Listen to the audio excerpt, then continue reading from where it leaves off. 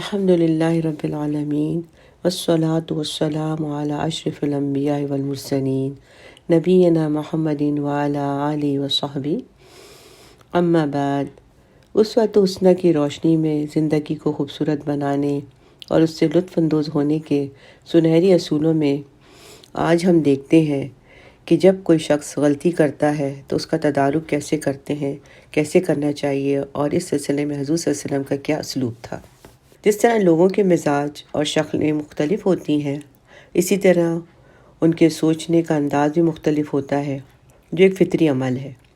چنانچہ جب آپ محسوس کریں کہ فلاں شخص غلطی کر رہا ہے اور آپ خیر خواہی کی غرض سے غلطی کی اصلاح کی کوشش کرتے ہیں لیکن وہ مطمئن نہیں ہوتا، تو آپ اس کا نام دشمنوں کی فہرست میں نہ درج کریں اور پوری کوشش کریں کھلی نظر اور وسیع قلب سے معاملات کو سلجھانے کی، معاملات کو سمجھنے کی۔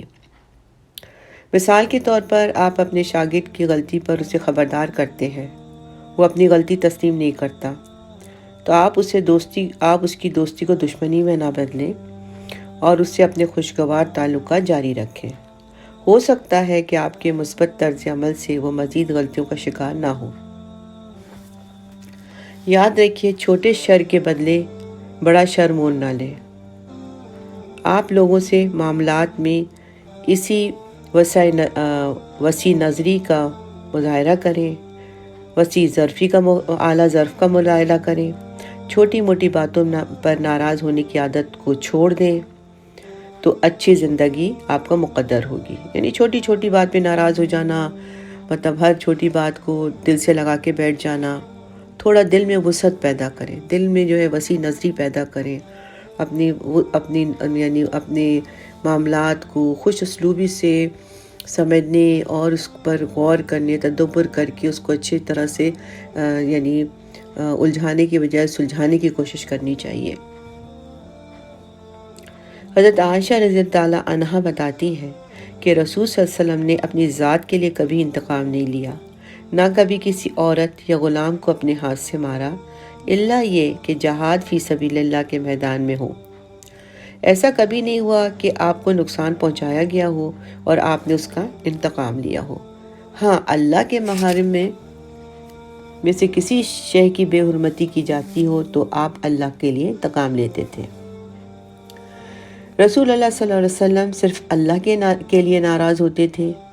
آپ نصیحت کرتے اور نصیحت قبول نہ کی جاتی تو معاملے کو نرمی سے لیتے تھے۔ یہاں ہمیں سمجھنا چاہیے کہ جب کوئی ہماری نصیحت نہیں سمجھتا ہے، نہیں قبول کرتا، تو اس معاملے کو نرمی سے اس کو ہینڈل کرنا چاہیے۔ یہ حضور صلی اللہ علیہ وسلم کی سنت تھی، کیونکہ ہدایت تو اللہ کے ہاتھ میں ہے، بے شک اللہ ہی ہدایت دینے والا ہے۔ رسول صلی اللہ علیہ وسلم نے شام کی حدود میں پر واقع تبوک کا سفر کیا، یعنی حضور صلی اللہ علیہ وسلم جب روم کی طرف کوچ کیا تو یہاں اس کا واقعہ بتایا جا رہا ہے کہ رسول صلی اللہ علیہ وسلم نے شام کی حدود پر واقع تبوک کا سفر کیا۔ وہاں پہنچ کر آپ نے وحیہ کلبی رضی اللہ عنہ کو شاہ روم ہرقل کی طرف بھیجا۔ وحیہ کلبی رضی اللہ تعالیٰ عنہ ہرقل کے دربار میں پہنچے اور رسول صلی اللہ علیہ وسلم کا خط اس کے حوالے کیا۔ ہرقل نے خط پڑھا تو مشورے کے لیے روم کے پادریوں وغیرہ کو بلایا۔ وہ جمع ہوئے تو شاہی محل کا دروازہ بند کروا دیا گیا اور کہا کہ آپ دیکھ رہے ہیں کہ یہ آدمی یعنی رسول صلی اللہ علیہ وسلم کہاں تک پہنچا ہے۔ اس نے یہ خط ارسال کیا ہے جس میں 3 باتوں کی دعوت دی ہے۔ نمبر 1 کہ اس کے دین میں داخل ہو کر اس کی پیروی کا اقرار کر لیں۔ نمبر 2 یا اسے زمین کا خراج ادا کریں اور زمین ہمارے پاس ہی رہے گی، یعنی ٹیکس دیں زمین کا اور آپ آرام سے رہیں۔ نمبر 3 اگر یہ 2 چیزیں نہیں تو پھر جنگ کے لیے تیار ہو جاؤ۔ ہرقل نے کہا، واللہ آپ اپنی کتابوں میں پڑھ چکے ہیں کہ یہ شخص ہماری زمین چھین لے گا، اس لیے بہتر ہے کہ ہم اس کے دین میں داخل ہو کر اس کے پیروکار بن جائیں یا اسے خراج ادا کریں۔ پادریوں نے یہ بات سنی تو سخت اشتعال میں آ گئے۔ انہوں نے کہا، آپ ہمیں نصرانیت چھوڑنے کی دعوت دے رہے ہیں، ہم حجاز سے آئے ہوئے ایک اعرابی کے غلام بن جائیں۔ پادریوں کا یہ جواب سن کر ہرقل نادم ہوا اور یہ خط انہیں سنا کر اس نے گناہ کا ایسے لگا کہ اس نے گناہ کا ارتکاب کیا۔ پادریوں کو سلطنت میں بالادستی اور اکثریت کی حمایت تھی۔ ہر کوئی جانتا تھا کہ پادری اس کے خلاف کھڑے ہو گئے تو سارے روم میں بغاوت پھیل جائے گی۔ اس نے پادریوں کو اطمینان دلاتے ہوئے کہا، میں تو یوں ہی آپ کو آزما رہا تھا کہ آپ دین پر کتنے پختہ ہیں۔ ہرقل کو یقین تھا کہ محمد صلی اللہ علیہ وسلم ہی وہ رسول ہے جن کی عیسیٰ علیہ السلام نے بشارت دی تھی۔ اس نے اپنا یقین پختہ کرنے کے لیے نصرانی عرب کے قبیلے نجیب کا ایک آدمی بلوایا اور اس سے کہا، میرے پاس کوئی ایسا آدمی لاؤ جو بات یاد رکھتا ہو اور عربی زبان بولتا ہو، میں اسے اس نبی صلی اللہ علیہ وسلم کے خط کا جواب دے کر بھیجنا چاہتا ہوں۔ نصرانی جو ہے وہ گیا اور اسی قبیلے سے بنو تنوخ کا ایک آدمی ساتھ لے کر آیا۔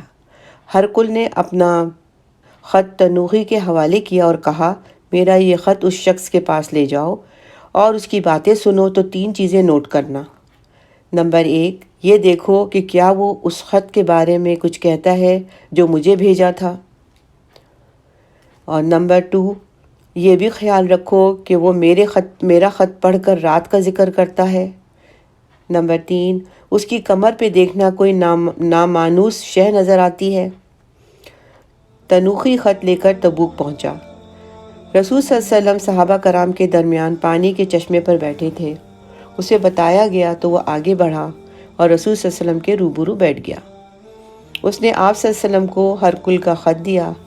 آپ نے خط پکڑ کر گود میں رکھ لیا اور دریافت کیا، تم کہاں سے ہو؟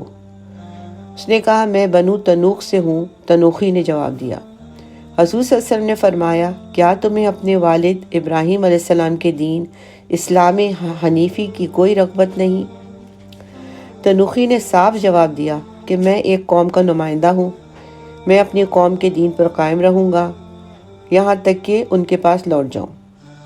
رسول صلی اللہ علیہ وسلم نے کھلا تعصب دیکھا تو نہ غصہ ہوئے نہ کوئی مشکل کھڑی کی، بلکہ ہنس کر فرمایا، اِنَّكَ لَا تَهْدِي مَنْ أَحْبَبْتَ وَلَكِنَّ اللَّهَ يَهْدِي مَنْ يَشَاءُ وَهُوَ عَالِمُ بِالْمُهْتَدِينَ۔ تو جسے چاہے ہدایت نہیں دے سکتا، بلکہ اللہ جسے چاہتا ہے ہدایت دیتا ہے، اور وہ ہدایت کرنے والوں کو خوب اچھی طرح جانتا ہے۔ پھر آپ نے اطمینان سے کہا تنوخی سے کہ میں نے کسرا کو خط لکھا تھا لیکن اس نے خط چاک کر دیا، اللہ بھی اسے اور اس کی سلطنت کو چاک کرے گا۔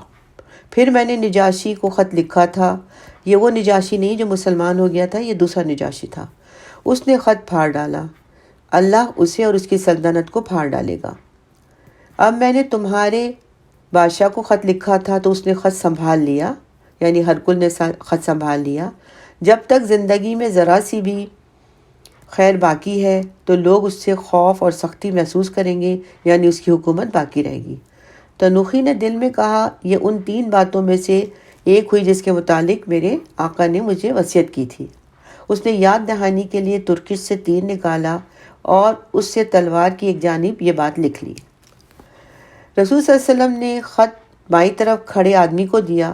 تنوخی نے پوچھا، آپ کے خطوط کون پڑھ کر سناتا ہے؟ صحابہ نے بتایا کہ معاویہ رضی اللہ تعالیٰ عنہ۔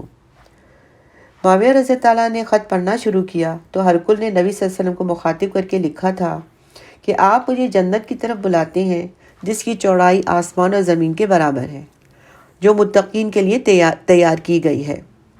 پھر آگ کہاں ہے؟ اس پر رسول صلی اللہ علیہ وسلم نے فرمایا، جب دن نکل آئے تو رات کہاں جاتی ہے؟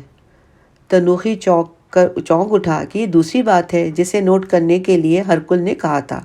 اس نے ترکش سے تیر نکالا اور تلوار کے میان میں یہ بات درج کر لی، یعنی لکھ لی۔ معاویہ رضی اللہ تعالیٰ عنہ خط پڑھ کے سنا چکے تو رسول صلی اللہ علیہ وسلم تنوخی کی طرف متوجہ ہوئے، جس نے آپ کی نصیحت پر کان نہیں دھرا تھا اور دین اسلام قبول کرنے پر آمادہ نہیں ہوا تھا۔ آپ نے اس سے لطافت سے کہا، یقیناً تمہارا حق بنتا ہے، تم سفیر ہو، تمہیں کیا تحفہ پیش کر سکتے ہیں؟ ہماری حالت تمہارے سامنے ہے کہ مسافر ہیں اور کھلے صحرا میں بیٹھے ہیں۔ حضرت عثمان رضی اللہ تعالیٰ عنہ بولے، اے اللہ کے رسول، اسے میں تحفہ دینا چاہتا ہوں۔ یہ کہہ کر حضرت عثمان رضی اللہ عنہ اٹھے، اپنا سامان کھولا اور ایک نہایت ہی خوشنما پوشاک لا کر تنوخی کی گود میں ڈال دی۔ اس کے بعد رسول صلی اللہ علیہ وسلم نے صحابہ کرام سے مخاطب ہوئے اور کہا، اس آدمی کی ضیافت کون کرے گا؟ ایک انصاری نوجوان بولا، میں کروں گا۔ انصاری نوجوان تنوخی کو لے کے چل دیا۔ تنوخی کا ذہن اس تیسری بات کی طرف گھوم رہا تھا جس کے متعلق ہرکل نے اسے تاکید کی تھی کہ وہ دونوں چند قدم آگے چلے ہی تھے کہ رسول صلی اللہ علیہ وسلم نے اس تنوخی کو آواز دی کہ بھائی ادھر آؤ۔ تنوخی آیا تو آپ نے کمر پر لپٹی ہوئی چادر ہٹا دی اور فرمایا، اب جس کا تمہیں کہا گیا تھا وہ بات بھی دیکھ لو۔ تنوخی کہتا ہے کہ میں نے رسول صلی اللہ علیہ وسلم کی کمر دیکھی اور کندھے کے گوشت پر موٹی ابری ہوئی مہر نبوت بھی دیکھی۔ سبحان اللہ! یعنی ہرکل نے 3 باتیں اس کو کہی تھیں اور تینوں باتیں جو ہیں اس نے صحیح پائیں۔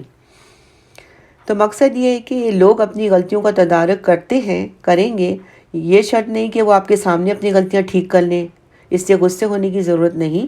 اس لیے بردباری اور تحمل مزاجی سے کام لیں اور اچھی بات کریں، کیونکہ اچھی بات جو ہے وہ صدقہ ہے، اور اللہ تعالیٰ سے ان کی ہدایت کے لیے دعا کریں۔ آمین۔ سبحانک اللہم و بحمدک نشہد ان لا الہ الا انت نستغفرک و نتوب الیک۔ آمین یا رب العالمین۔ السلام علیکم ورحمۃ اللہ وبرکاتہ۔